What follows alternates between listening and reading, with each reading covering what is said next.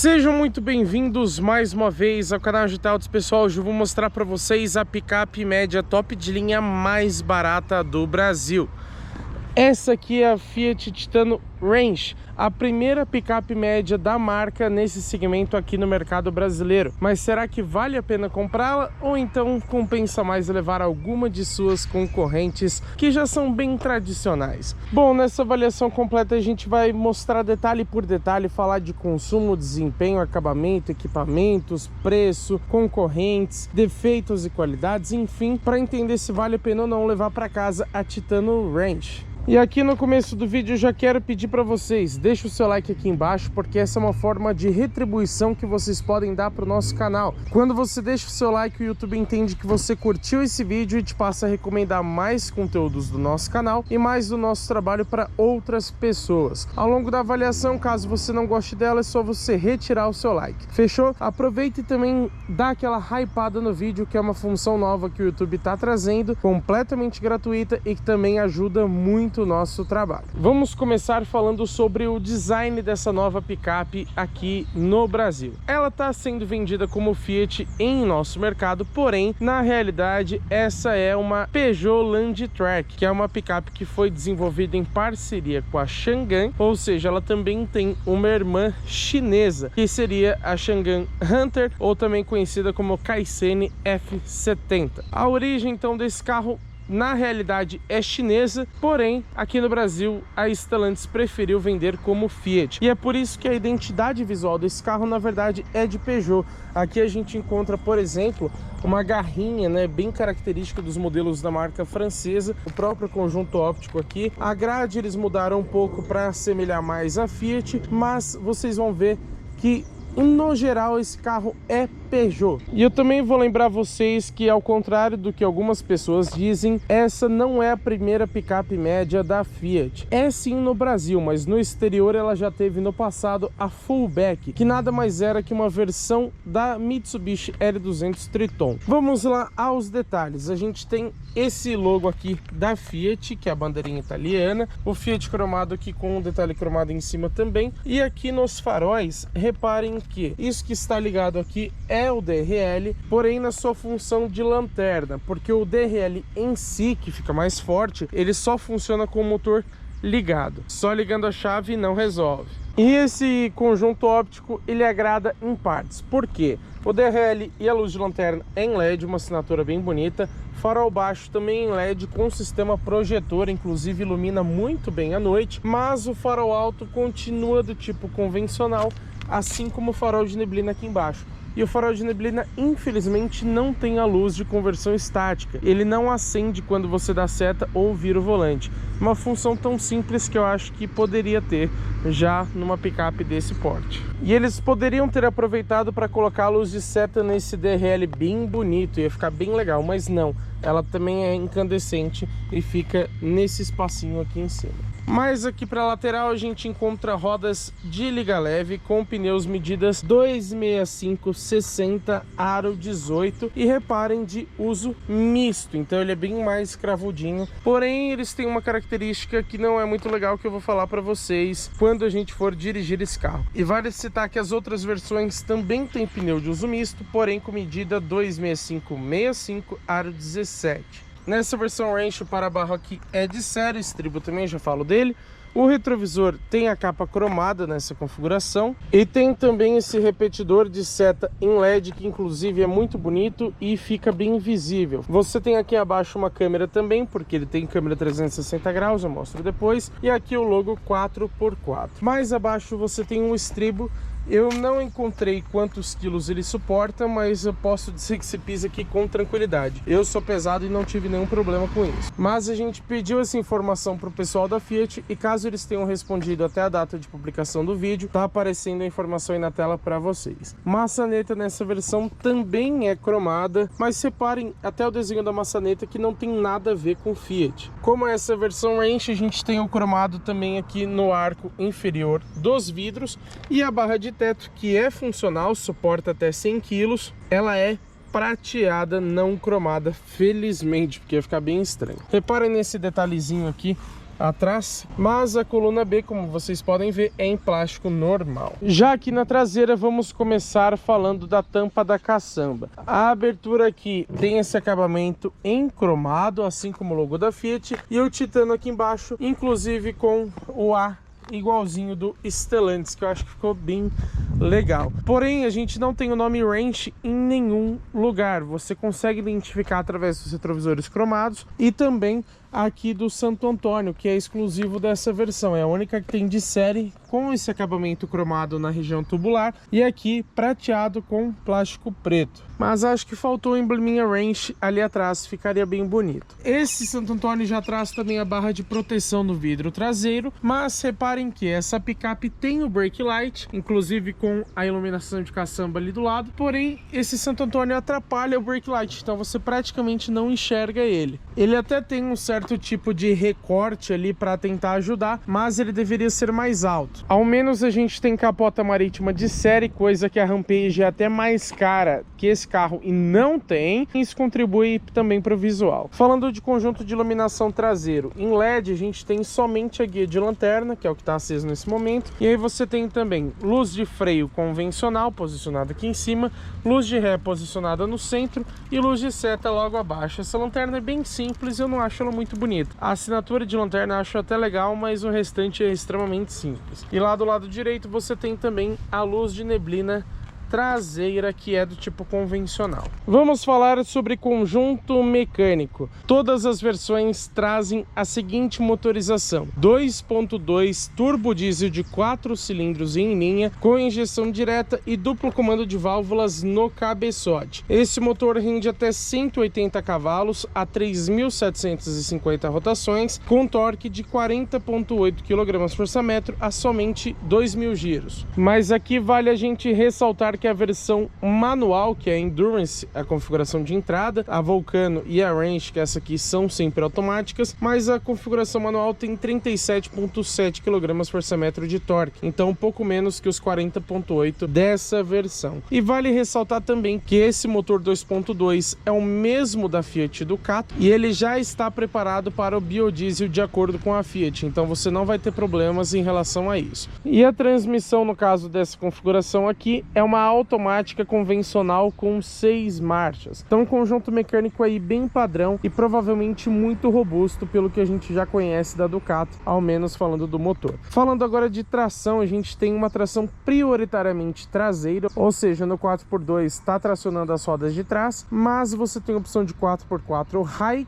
ou seja, o alto, ou 4x4 Low, que é o baixo, ou a reduzida, né? Também vale a gente citar que essa picape tem o bloqueio do diferencial traseiro, isso é um item muito importante, e a distribuição da tração é sempre de 50-50, ou seja, assim que você liga tanto no 4x4 High quanto no Low, lembrando que você só deve usar em pisos de baixa aderência, não é para usar no asfalto porque ela não tem bloqueio do diferencial central, é somente o traseiro. Então ligou a tração, ela vai distribuir 50% da força para o eixo dianteiro e 50% para o eixo traseiro, ela não tem aquela distribuição de 60-40 ou, por exemplo, 70-30 e etc. E antes da gente falar sobre desempenho, eu preciso citar para vocês o peso. Essa picape na versão Range, que é a mais pesada da linha 2025 da Titano, tem 2.150 quilos, ou seja, não é um modelo muito leve. A gente imagina que o desempenho não seja tão legal por conta disso, mas a gente vai testar na prática na hora do test drive. De acordo com a Fiat, a gente tem aqui um 0 a 100 definido em 12.4 segundos, com velocidade máxima na casa de 175 km por hora. Mas com esse peso e esse desempenho, como será que fica o consumo? Bom, de acordo com o Inmetro, na cidade ela faz 8,5 km por litro, lembrando que é diesel, e na estrada 9,2 km por litro. Mas durante uma semana, no meu uso pessoal, eu consegui tranquilamente com esse carro na cidade entre 9,5 e 10,5, 10,6 km por litro. E eu também preciso citar que a gente fez um vídeo dedicado ao consumo consumo urbano desse modelo, onde no nosso trecho de cidade com o ar-condicionado ligado, ela fez 10,1 km por litro. Já na estrada, a gente falou sobre isso também no nosso vídeo de viagem com a Titano Range, mas ela fez ali na casa de 11,5 a 12, ou seja, números bem melhores em relação aos que o Inmetro nos informa. E aproveitando o assunto de combustível, vale a gente dizer que o tanque tem capacidade para 80 litros, então dessa forma você consegue uma autonomia bem grande. E ele tem também o Arla 32, que é aquele reagente químico composto por 32,5% de ureia para diminuir a emissão de poluentes. Muitos motores a diesel estão vindo equipados com esse sistema por questão de obrigação através da lei. E o reservatório do Arla 32 tem 18 litros e, como vocês podem ver, ele é abastecido por aqui ao lado do tanque convencional de diesel. E aproveitando essa parte um pouco mais técnica do vídeo, vale a gente dizer que a suspensão dianteira é independente do tipo Double Wishbone, ou seja, braços sobrepostos. Enquanto isso, na traseira ela traz a suspensão bem convencional de eixo rígido com feixe de molas. Vocês conseguem até ver ali facilmente o feixe de molas. Isso para uma picape média é bem importante, porque, como a gente sabe, é bem resistente e costuma ser muito boa para levar carga. Agora, no sistema de freios a gente tem uma decepção, porque eles são a disco ventilados na dianteira, porém a traseira ainda é do tipo tambor, que aquece muito mais rápido. Então, por uma questão de segurança, o freio a disco nas 4 rodas é muito mais eficiente. E reparem, falando de freios, não sei se vocês vão conseguir ver, mas a gente tem o símbolo da Peugeot ali na pinça de freio, porque, como eu falei, na realidade esse carro não é Fiat, né? Nós também podemos dizer que a plataforma que esse carro usa vem, como eu disse, da Peugeot Landtrek e da Changan Hunter, mas ela é produzida no Uruguai com todas as peças importadas da China. Aproveitando ela aqui de lado, vamos falar sobre dimensões, e como a gente sempre faz aqui no canal, farei um comparativo com outras duas picapes para vocês entenderem o quão a Titano é grande ou pequena. Dessa vez escolhemos a Ford Ranger e a Toyota Hilux para essa comparação. Então vamos lá. De comprimento aqui a gente tem 5,33 m, enquanto a Ranger tem 5,37 e a Hilux 5,32. De largura aqui na Fiat a gente tem 1,96 ou 2,22 se a gente considerar também os retrovisores, enquanto a Ranger tem 1,92, ou seja, consideravelmente menor de largura, e a Hilux é ainda menor, tem 1,85. De altura aqui são praticamente 1,86 ou praticamente 1,90, levando em consideração as barras de teto, enquanto na Ranger é 1,88 e na Hilux 1,81. O entre-eixos aqui é de 3,18 metros, enquanto a Ranger tem 3,27, então é consideravelmente maior, mas a Hilux é consideravelmente menor, com 3,8. E eu sempre gosto de citar para vocês alguns números que ajudam na capacidade off-road do carro, e aqui, considerando ser uma picape média, isso é extremamente importante. A altura mínima em relação ao solo da Titano, 23,5 centímetros, enquanto a Ranger tem exatamente essa mesma medida, mas a Hilux é bem superior, tem 28,6. Pode parecer que não, mas essa diferencinha faz muita mudança na prática. O ângulo de entrada aqui na frente é de 29 graus, para efeito de comparação a Ranger Limited tem 30, e o ângulo de saída lá atrás é de 27 graus, enquanto a Ranger Limited tem 26. Já um ângulo central, também conhecido como ângulo de rampa, aqui na Titano é de 25 graus. E a gente encontrou também a capacidade de imersão desse carro, ou seja, em trechos alagados, o quanto que você pode imergir numa água. Capacidade máxima 60 centímetros. Só lembrando que a Ranger tem a maior capacidade do segmento, com 80 centímetros. Vamos falar sobre a caçamba, vamos lá. Primeira consideração, tá vendo essa entradinha para a chave aqui? Pois é, o carro não tem abertura ou trancamento elétrico da tampa da caçamba. É manual, então se você trancar o carro e não fizer o travamento manual aqui com a chave, não vai adiantar.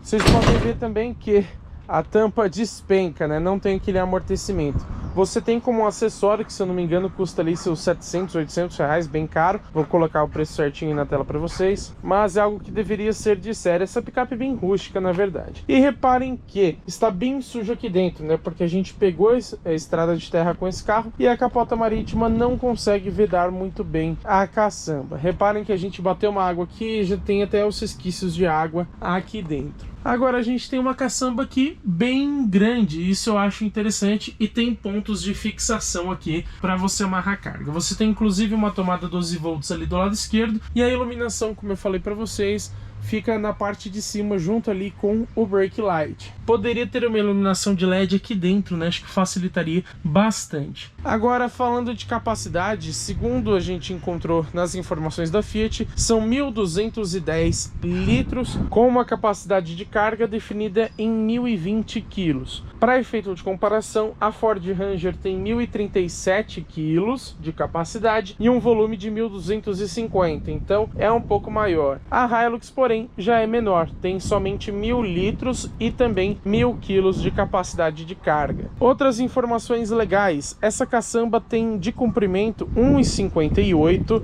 de largura praticamente 1,59 ou 1,20 entre os vãos das rodas, e de altura são 51,6 centímetros. E vale lembrar que esses números que eu acabei de citar para vocês são melhores na versão de entrada, porque ela não tem o protetor de caçamba de série, então a caçamba acaba ganhando um pouquinho mais de espaço. Eu perguntei para o pessoal da Fiat quantos quilos essa tampa suporta, ainda não obtivemos resposta, mas caso tenhamos, está aí na tela para vocês. A gente viu, por exemplo, na Rampage e na Fiat Strada que ela suporta até 400 quilos, mas como essa picape na origem dela ela não é Fiat, não é Stellantis, não sei se esse número se repete aqui, mas a tampa bem pesadinha para você fechar. Quero citar para vocês também o step, que fica ali embaixo do carro, bem padrão nas picapes. E olha que surpresa legal, é um step do tipo quinta roda. Eu não vou conseguir mostrar para vocês, mas isso significa que é exatamente uma roda de liga leve e com os pneus de mesma medida das rodas originais. Isso é muito legal. E se eu falei para vocês de capacidade de carga, também é legal a gente citar a capacidade de reboque. Ela pode transportar num reboque sem freio até 750 quilos, enquanto no reboque com freio são 3,5 toneladas.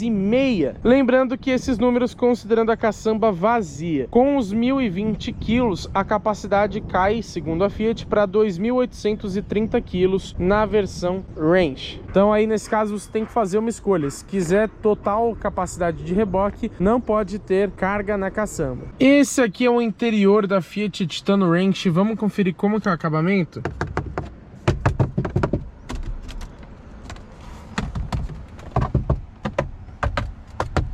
Bom, como a gente pode ver, basicamente tudo em plástico duro. Na saída de ar aqui horizontal, a gente tem esse acabamento em prateado, parecendo um prata acetinado, eu gostei bastante. E olha que legal, você tem aqui um porta-copos que fica bem na frente da saída de ar, ou seja, provavelmente você não vai conseguir gelar sua bebida, mas você pelo menos mantém ela fresca.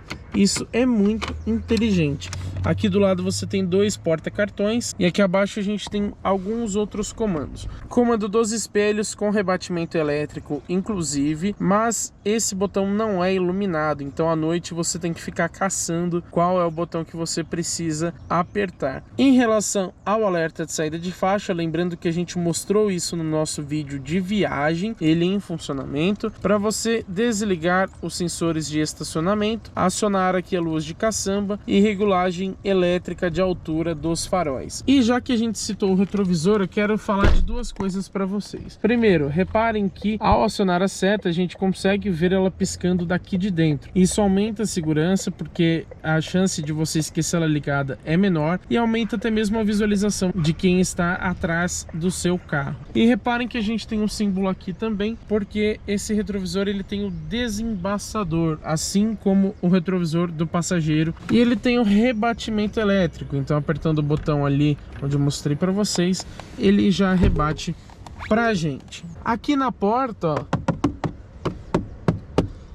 praticamente tudo também é plástico duro. A única região macia é aqui onde tem uma faixa de couro, com costuras brancas inclusive. É um couro aparentemente de boa qualidade, mas uma região bem pequena, né? Você tem aqui comando dos vidros e reparem que triste. É automático, tanto para subir quanto para descer, somente no motorista. Todos os outros você tem que segurar até o final, não tem a função One Touch. Aqui para você bloquear os vidros traseiros e a abertura e trancamento das portas. A parte que você apoia a mão aqui é um design bem Peugeot também, não tem nada de Fiat, e aqui em cima também é prateadinho. Aqui abaixo você tem um porta-objetos um pouco estreito, mas reparem que cabe tranquilamente uma garrafa de 1,5 litro e reparem como ela fica solta, ó, porque sobra espaço. Como essa picape vibra bastante, já dando um spoiler para vocês, ela acaba até ficando pulando aqui. Realmente tem espaço de sobra aqui nesse porta-garrafas. Um detalhe curioso é que aqui nas portas dianteiras você tem essa iluminação de segurança. Então com a porta aberta você consegue alertar o pessoal lá de trás que tem um obstáculo aqui. Isso nas duas portas da frente. A saída do alto-falante fica aqui embaixo, quadradinha, menorzinha e não tem acabamento. Os tapetes de carpete são de série com o nome Titano, eles têm as travas aqui. Agora, algo que eu detestei é que a abertura do tanque fica aqui embaixo. E ela tem, na verdade, um acabamento que acabou se soltando, porque você vai sair, você bate o pé aqui. Então é uma posição bem ruim, né? Poderia já ser integrado ao sistema de abertura das portas. E convenhamos que se é uma versão range de uma picape média, os tapetes poderiam ser de borracha, né? De carpete suja bastante e é bem mais difícil de limpar. O banco do motorista que tem ajustes elétricos, incluindo de altura e lombar. Do passageiro também tem, porém não tem altura e lombar, tá, pessoal? Revestimento aqui é em couro micro perfurado, mas infelizmente não tem resfriamento nem aquecimento. No calor que tá fazendo hoje, faz bastante falta um resfriamento de banco. Eles têm um design bem simples, com essa costurinha aqui mais clara, apoio de cabeça variável, mas não achei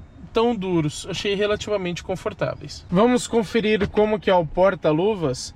Olha que surpresa, desce suavemente, uma picape, né? A abertura aqui não é muito grande, porém, mas temos uma iluminação em LED, ó, e você tem um espaço aqui, para ser sincero, pequeno. Mas por que eu deixei um chiclete ali? Reparem que você tem uma abertura ali embaixo, que é uma saída de ar-condicionado. Na verdade, ele reaproveita os dutos de ventilação. Então o ar-condicionado aqui dentro ele não é muito forte, ele é bem fraquinho. Mas ajuda a manter mais fresco o que você colocar aqui dentro. E isso é uma surpresa em uma picape média. Então ponto positivo para Titano. Mais para frente a gente fala sobre a multimídia, mas vamos citar aqui o ar-condicionado.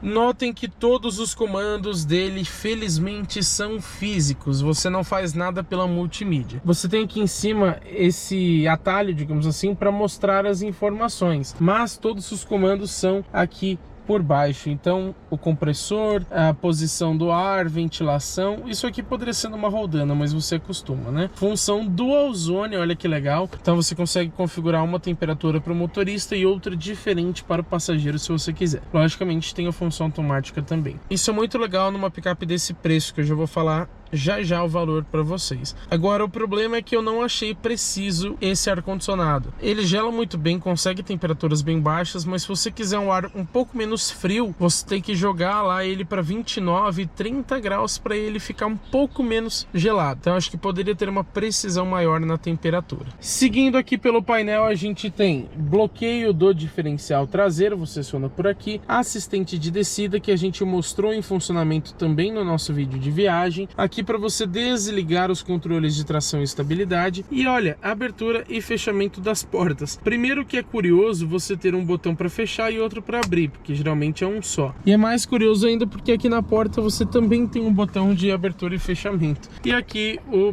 pisca alerta. E essas teclas no estilo piano vocês sabem de onde vem, né? Também característica da Peugeot. Aqui abaixo você tem comando físico para o volume, isso também é muito bom, mas bem que esse símbolo poderia ficar parado, né? Ele gira junto, então quem tem toque vai acabar se incomodando. Aqui dois botões inúteis, do lado para você acionar a câmera 360 graus e mais aqui para a direita ele te avisa quando o airbag do passageiro está desligado. Você tem também uma tomadinha dedicada à recarga e outra dedicada à conexão de dados, mas reparem que as duas são do tipo A, infelizmente não tem do tipo C, Isso é muito raro em carros chineses, né? Aqui abaixo a gente tem um porta-objetos que poderia ser um carregador de celular por indução, mas infelizmente não tem. E aqui o comando da tração, então tração traseira, 4x4 alto e pressionando para baixo e girando 4x4 reduzido. E vale lembrar que, como eu falei para vocês, ela deve ser acionada somente em pisos de baixa aderência e também que a mudança para o 4x4 high, ou seja, o alto, ela pode ser feita até 70 km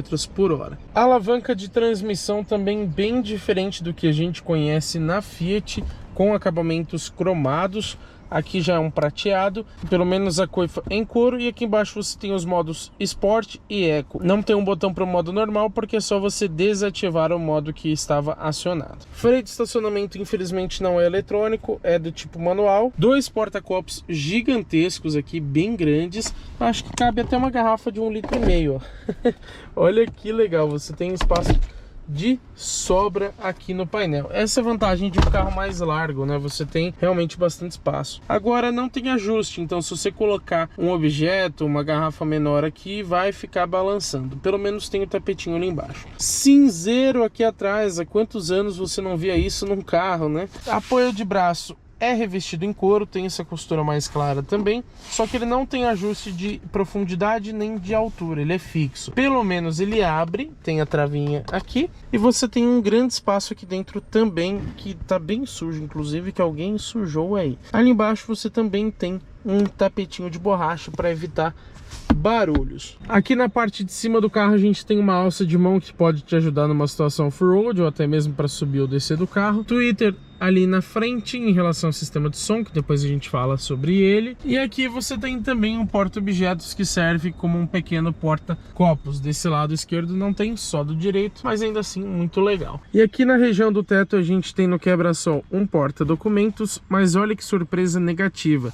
Não tem nenhum espelho aqui para o motorista. Para o passageiro, você tem ali um espelho com tampão, mas também não tem iluminação. Nesse caso, não tem o porta-documentos. Aqui no centro, você tem as luzes que infelizmente não são em LED. Engraçado, né? A luz do porta-luvas é em LED, por que aqui não é, né? Você pelo menos consegue acionar elas individualmente se você quiser. E aqui tem um porta-óculos aveludado. O retrovisor aqui, porém, não é do tipo eletrocrômico, é convencional. Vamos falar sobre o volante multifuncional. Ele tem ajuste de altura e profundidade, tem picape que acaba devendo isso. Tem revestimento em couro, mas o couro não é de uma qualidade assim muito boa. Aqui no centro você tem o Fiat meio improvisado, né, já que não é Fiat, o design é Peugeot. Desse lado esquerdo você tem comandos do controle de cruzeiro, mais conhecido como piloto automático. Também para você trocar a fonte de música, né, o Source, ou utilizar os comandos de voz. Desse lado aqui os comandos multifuncionais. Então para passar as faixas, aumentar, abaixar o volume, e aqui relativo ao painel de instrumentos que a gente mostra daqui a pouquinho. E reparem que é um volante de somente 2 raios. Aqui abaixo, ó, ele é totalmente vazado. A única questão é que a direção é hidráulica, mas depois a gente fala sobre isso. Agora eu tenho duas coisas para citar para vocês. Eu acho que poderia ser invertido o volume, deveria ser aqui ou passar das faixas, né? E aqui poderia ser os comandos do computador de bordo. Agora prestem atenção. Uma picape desse tamanho com uma buzininha de moto, né? Isso não achei legal, não. Você tem na haste de seta também o comando dos faróis, tem sensor crepuscular, felizmente. Lanterna de neblina traseira e dianteira, como eu falei para vocês. Agora, a questão é que às vezes você vai dar seta e você acaba puxando aqui para trás sem querer. Já aconteceu isso comigo algumas vezes. E aqui do lado direito você tem os comandos do limpador de para-brisas, inclusive com a função automática, ou seja, tem também o sensor de chuva. Agora falando do painel de instrumentos em si, a gente tem uma tela de 4.2 polegadas, porém é colorida, ela é digital bem bonitinha, tem uma boa definição, só é pequena. E esses ponteiros aqui laterais são bem característicos de alguns carros chineses, né? Os Caoa Chery, quando não tinham painel digital, eles tinham um painel também muito parecido com esse aqui. Então você tem do lado esquerdo o velocímetro, conta giros, ali informações de temperatura do líquido de arrefecimento e também do nível de combustível. Para passar as informações do painel, você utiliza esses dois botões. Então vamos mostrar essa primeira aba aqui. Você tem velocidade digital, um toque para cima. Você tem os assistentes à condução, que na verdade é só o alerta de saída de faixa. Lembrando que ele não corrige, é só o alerta. Então aqui ele vai detectar as faixas de rodagem e aparecer para você. Mais um toque para cima, você tem, olha que legal, ele mostra o sistema de Arla 32, quanto tem e quanto resta de autonomia. Mais um para cima é o sensor de pressão dos pneus, que só funciona depois de o carro estar em movimento. Velocidade média, mais um toque para cima, o trip de consumo, que você pode resetar. Desconsiderem esse consumo que foi praticamente manobrando só. E para restaurar, você só clica no OK aqui e decide entre restaurar ou cancelar. Outro toque para cima, esse aqui você não consegue resetar, ele reseta sozinho para você. Outro toque, você volta para a velocidade digital. Mas qual que é a questão? Podem reparar que você não tem informação de consumo instantâneo e a velocidade média você tem que resetar separadamente do trip de consumo.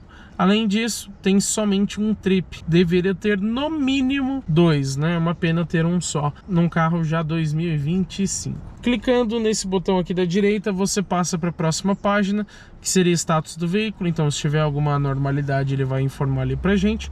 Mais um toque, você vai para as configurações. Configuração de brilho, você muda o brilho do painel, como já era de se imaginar. Configuração de volume seria em relação aos alertas, etc. Configuração de idioma e configuração de unidade, que você consegue colocar em litros a cada 100 km se você quiser. É um painel simples, é funcional, porém faltou alguns detalhes, como eu comentei para vocês, como mais trips e também um pouquinho mais de informação, né? Ali você tem sempre fixo na parte de baixo a autonomia e o odômetro total do carro. No centro você tem a posição do câmbio, mas infelizmente não mostra a marcha que está engatado, só mostra D, P, R ou N, né, a posição do câmbio em si. Ali em cima, tá vendo aquele normal? Significa que é o modo de condução. Quando eu clico no modo Sport, nada muda, a não ser aquele detalhezinho ali, mas pelo menos muda, né?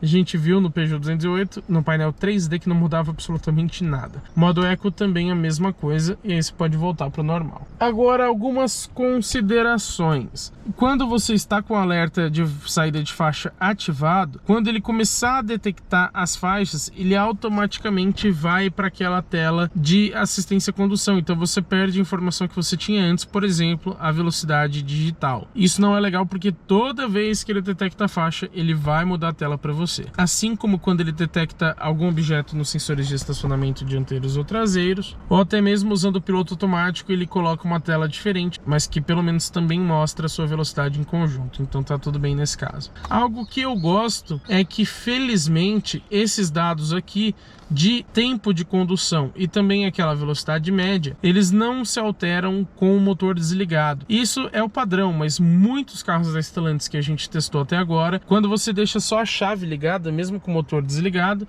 ele fica diminuindo a velocidade média e aumentando o tempo. Aqui não acontece isso, então ponto positivo para Titano Range. Outra coisa legal, quando a gente liga, a gente tem uma animação aqui no painel de instrumentos, inclusive com a varredura dos ponteiros. E quando você liga pela primeira vez, ele também aparece o Titano ali na multimídia. Vamos mostrar para vocês?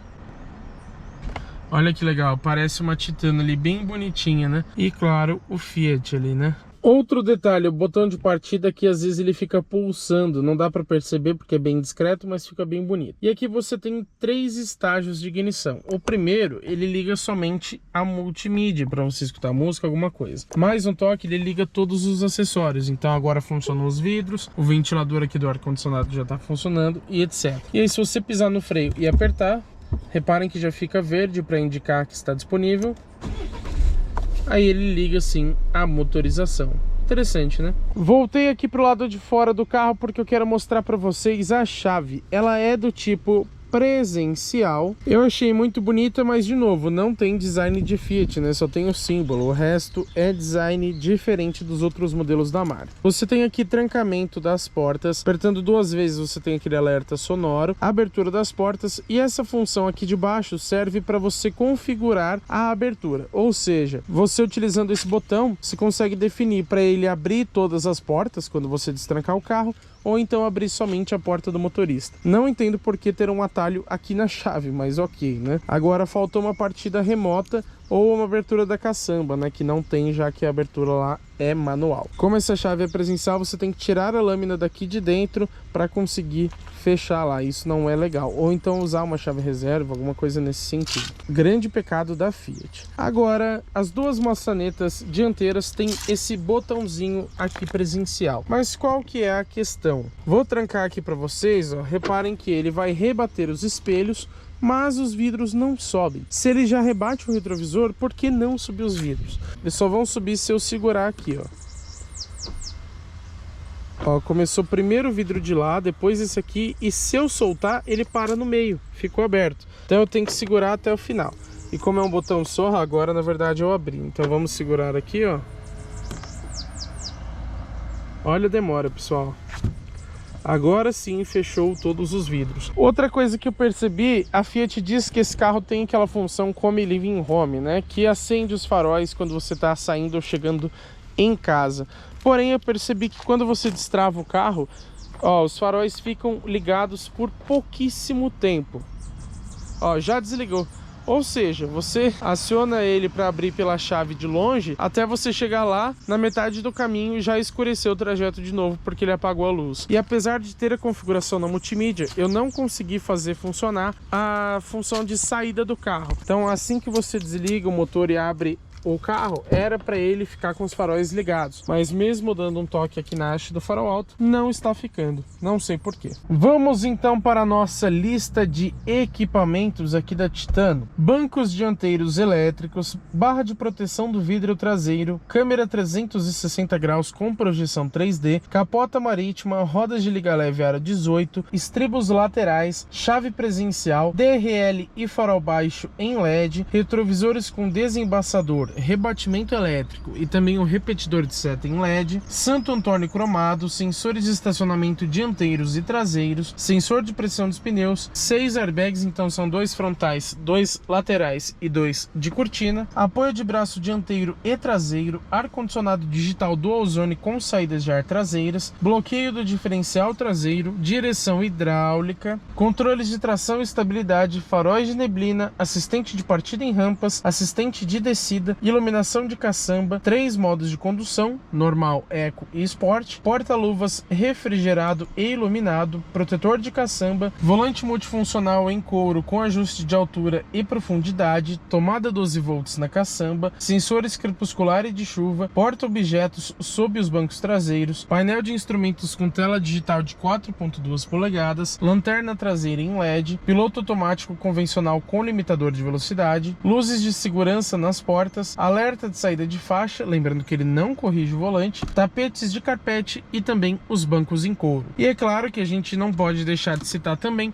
a central multimídia, que tem tela de 10 polegadas e conexão para Android Auto e Apple CarPlay, porém por fio, infelizmente não tem a conexão sem fio. Essa central multimídia também tem o GPS nativo e um sistema de som com 6 alto-falantes, mais as 3 entradinhas USB, porém todas elas do tipo A, não é do tipo C. Agora, essa central multimídia ela não é péssima, mas ela não é muito legal, tá? Ela é bem confusa, não é muito intuitiva. Não vou mostrar tudo para vocês porque a gente vai perder muito tempo, mas não gosto muito dela. E a definição também não é muito legal e o brilho acaba ficando muito forte quando você está à noite e às vezes de dia acaba ficando muito fraco. Então, por mais que você tenha esse ajuste aqui, ele não é o suficiente. Sobre o sistema de som também vou falar que não é legal, infelizmente. E outra coisa que me incomodou muito é que quando você está com o Bluetooth acionado, mesmo depois de desligar o motor e até mesmo de trancar o carro, ele continua conectado no celular. Ou seja, a música continua reproduzindo para o além, digamos assim, porque não está tocando, né? Mas é como se estivesse tocando no mudo, digamos assim. Aproveitar aqui para mostrar as câmeras 360 graus para vocês. Você tem aqui uma visão 3D, só que sinceramente ela é péssima. Primeiro que você não consegue mexer por aqui, você tem que escolher os pontos por aqui, ó. E olha essa projeção, que estranha, né? Ficou realmente bem feio isso daqui. Então o que eu gosto de usar mesmo é a visão 2D. Você tem aqui a câmera esquerda, a câmera direita, câmera frontal e a câmera traseira. Você não consegue, infelizmente, ver as rodas traseiras, mas vendo as dianteiras já ajuda bastante. A qualidade não é excelente, mas para uma picape achei sim uma qualidade legal, é suficiente. E aqui nas configurações você pode ligar ou desligar as linhas de orientação, e essa função aqui, ela ativa as câmeras laterais quando você dá seta. Se você gostar disso, é só você colocar. Essa função de baixo vai acionar as câmeras quando detectar um objeto lá no sensor de estacionamento, seja dianteiro ou traseiro. E vamos falar de um dos pontos mais importantes de todo o carro, que é o seu preço. Quanto custa a Fiat Titano Range? Bom, nessa linha 2025, essa versão mais cara custa R$ 259.990. Mas eu posso garantir para vocês que você encontra com bastante facilidade vários descontos, principalmente para PJ, ou seja, pessoa jurídica que compra com o CNPJ, e também para produtor rural. Mas mesmo para um público comum, né, o PF, pessoa física, provavelmente você vai encontrar essa picape com bons descontos. Então esse preço de 260 na prática fica bem menor. E lembrando que ela não tem opcionais, as únicas coisas que podem aumentar o preço das picapes são as cores. Nas sólidas você tem a branco ambiente, que é a única gratuita. Nas metálicas você tem a preto carbon, o cinza billet. Curioso, né? Geralmente é o prata billet, e pelo que parece é realmente um prata, mas aqui na Titano a Fiat chama de cinza, porque você pega na Jeep e tudo mais, você tem o billet como prata, não como cinza. E na metálica você tem ainda também o vermelho Tramonto, que é essa aqui que a gente está testando. Essas três cores custam R$ 2.490 cada uma. Agora, eu senti falta de cores perolizadas, pelo menos um branco perolizado ou um preto, e pelo menos um azul ou um prata, né? Ficou faltando. Ou como na verdade esse cinza é basicamente um prata, aí acaba faltando o cinza. Enfim. Então, o total dessa unidade que a gente está testando com o vermelho Tramonto vai para R$ 262.480. Se vale a pena ou não, a gente fala daqui a pouquinho na conclusão. Aproveitando para falar sobre garantia e revisões. A Fiat Titano chegou no mercado brasileiro com 5 anos de garantia sem limite de quilometragem. E as revisões acontecem a cada 10 mil quilômetros ou 12 meses. Já que nos bancos traseiros, primeiro a gente tem essa visão mais ampla do interior, que eu particularmente acho bonito, e vamos conferir o acabamento. Logicamente tudo aqui também é revestido em couro microperforado, apesar de não ter ventilação nem aquecimento. As costuras também são mais claras. Aqui no centro você tem um apoio de braço com 2 porta-copos, mas aqui eles são bem menores, não tem o revestimento, é plástico mesmo.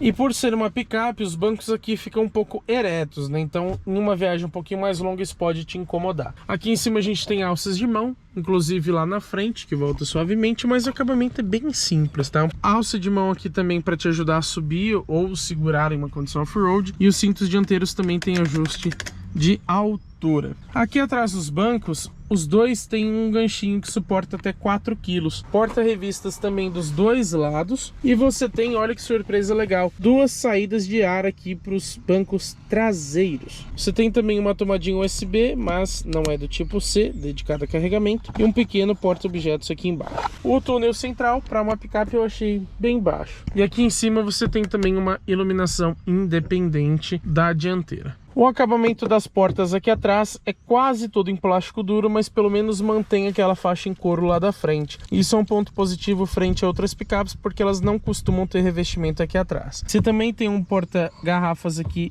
consideravelmente grande para uma porta traseira e também um nicho, só que um pouco mais estreito para porta-objetos. Saída do alto-falante não tem acabamento, assim como lá na frente. Agora, algo muito legal é que você tem aqui esse ganchinho que você pode colocar aqui para cima. Inclusive, teoricamente, você engancha ele em algum lugar, só não sei aonde. Mas você tem porta-objetos aqui embaixo. E isso para os bancos desse lado também. E é bem simples, você só puxa aqui, ó.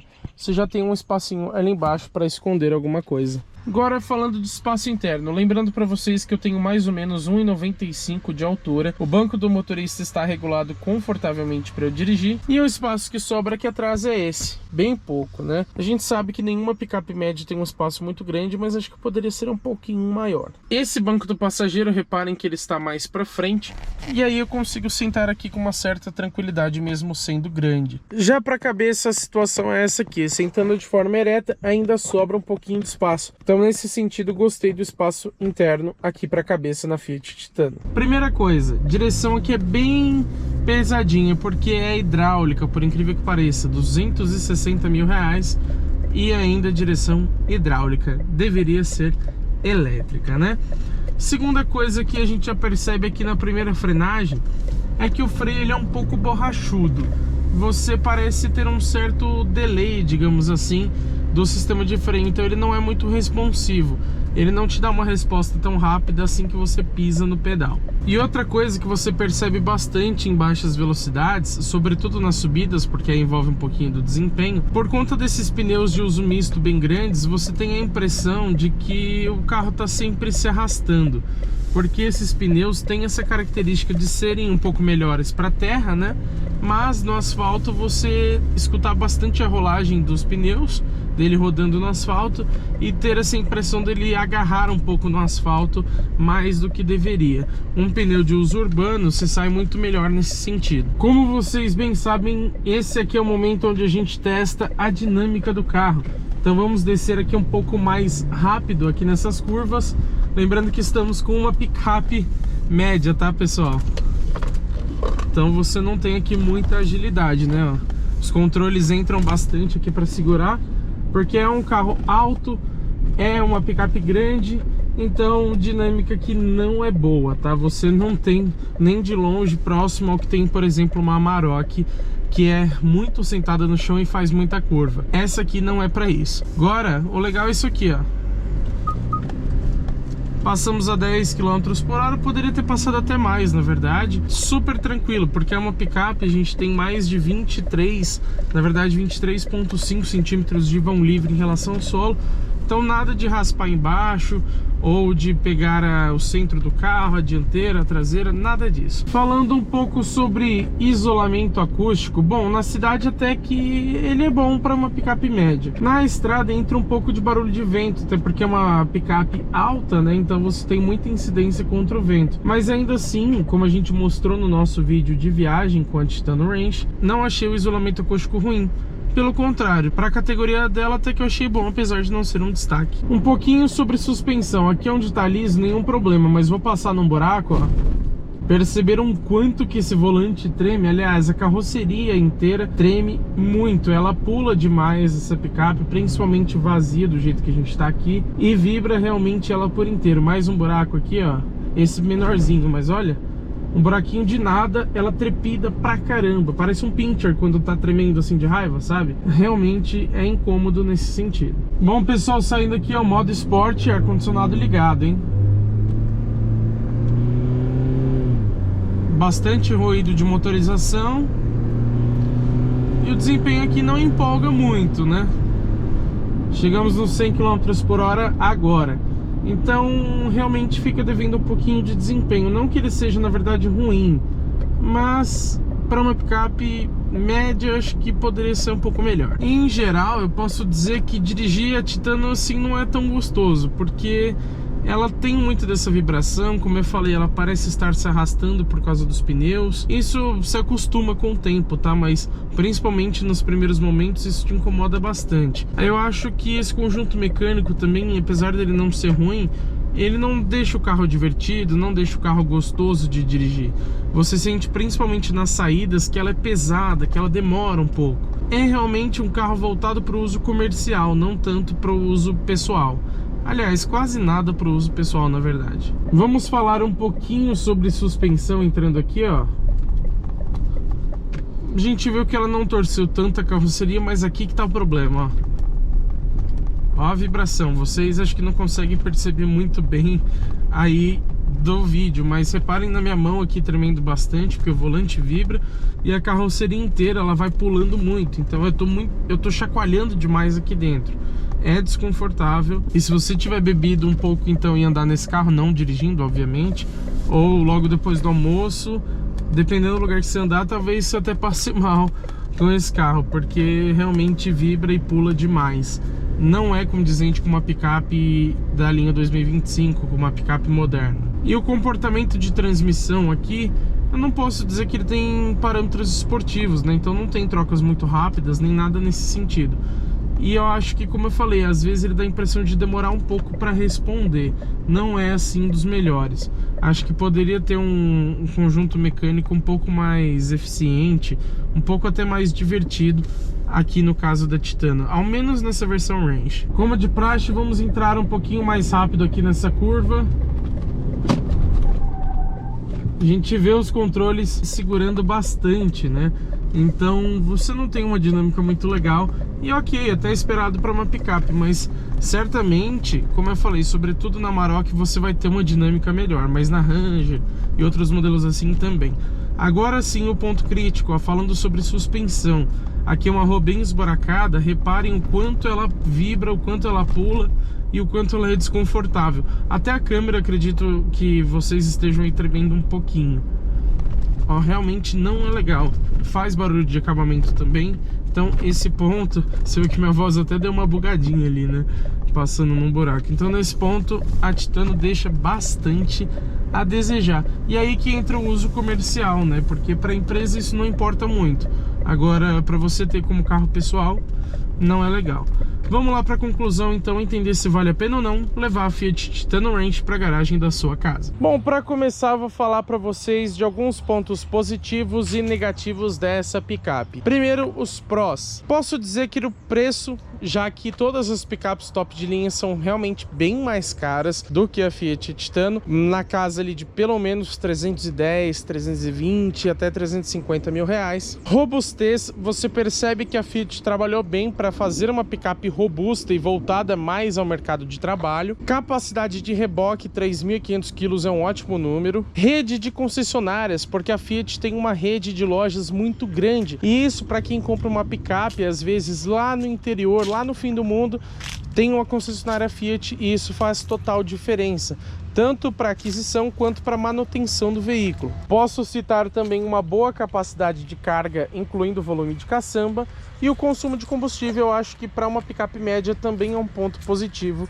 aqui na Titano Range. Agora, os pontos negativos desse modelo. Sem sombra de dúvidas, conforto, que é realmente bem ruim. Estabilidade. Central multimídia, não é daquele padrão Stellantis que a gente conhece. Dirigibilidade e direção, ou seja, não é uma picape muito gostosa de dirigir. Você cansa fácil de dirigir ela, sobretudo pela falta de conforto. Segurança eu também posso considerar como um ponto negativo, visto que não tem nenhum sistema de assistência à condução. Tem, ok, 6 airbags, mas falta mais sistemas ativos para segurança, então considera como um ponto negativo. E o desempenho também, que em comparação com outras picapes deixa um pouco a desejar, apesar de não ser realmente ruim. A lista de equipamentos eu vou dizer que é mediana, mas é até boa considerando o preço dela. É que a gente pega, por exemplo, uma Ranger e ela é muito bem equipada, então nesse caso aqui a Fiat ainda fica um pouco para trás, mas ainda assim uma boa lista de equipamentos. Agora, alguns itens que eu senti falta, que eu acho que já deveriam estar presentes aqui nessa picape. Direção elétrica, sem sombra de dúvidas. Faróis de neblina com luz de conversão estática e em LED também, né? Função One Touch para todos os vidros, lembrando que tem apenas para o motorista.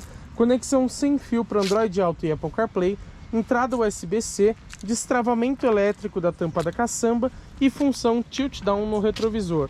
Logicamente, tem a ausência de outros itens, mas os principais que eu senti falta são esses. A gente pode, por exemplo, citar também o espelhinho para o motorista, assim como iluminação no do passageiro e coisas nesse sentido, mas os principais itens que eu dei falta aqui são esses que eu citei para vocês. Agora, para a gente entender se realmente vale a pena ou não comprar a Titano Range, a gente tem que compará-la com suas rivais. Lembrando que nesse momento de citar os concorrentes do carro avaliado, a gente sempre pega as versões com preços mais próximos. Então, começando aqui a lista. Toyota Hilux Standard Power Pack 2.8 diesel 4x4 automática, que custa R$ 251.390.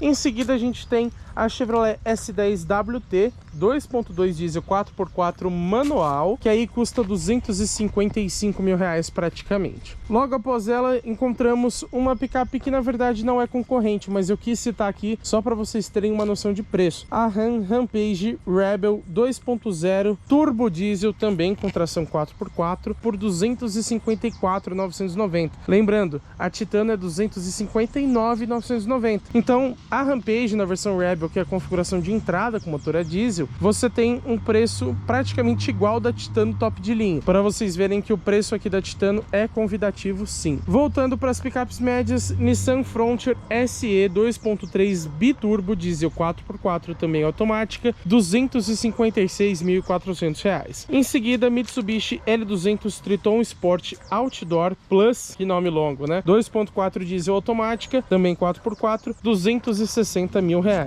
gente pode considerar também a Ford Ranger XLS 2.0 diesel 4x4 automática por R$ 264.490, já um pouquinho a mais que a Titano. E pessoal, depois que a gente gravou essa avaliação da Fiat Titano, a Jack lançou a Hunter, sua picape média, por R$ 290 mil. E por último, mas não menos importante, como a mais cara dessa nossa lista, Volkswagen Amarok Comfortline 3.0 V6 diesel com tração 4Motion, ou seja, nas 4 rodas também, automática, por R$ 310 mil.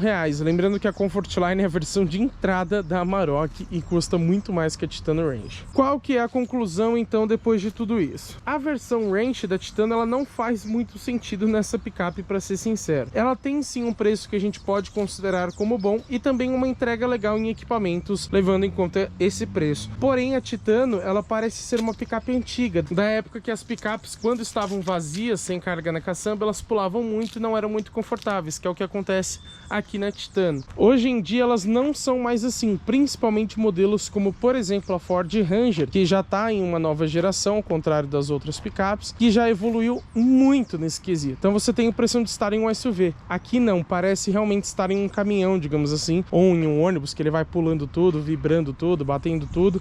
É bem rústico. O que eu posso dizer é que a Titano, infelizmente, não ficou boa. Ela tenta apelar pelo preço e robustez, como capacidade de carga, conjunto mecânico confiável e etc. Por esse motivo, eu acho que ela pode conquistar facilmente uma empresa que precisa de uma picape barata, entre aspas, né, nas condições de hoje, e racional. Mas ela não vai servir para um consumidor que também precisa de algumas comodidades e, sobretudo, o conforto. A conclusão, então, é que só vale a pena comprar a Titano caso você seja uma empresa, mas aí não vale a pena essa versão Range. Nesse caso, compensa mais você levar a versão Endurance, que é a de entrada com câmbio manual, que com promoções você acha ela por menos de R$ 200 mil. Em resumo, a Titano não é boa para um consumidor comum, mas sim para empresas. Só que aí essa versão não faz sentido.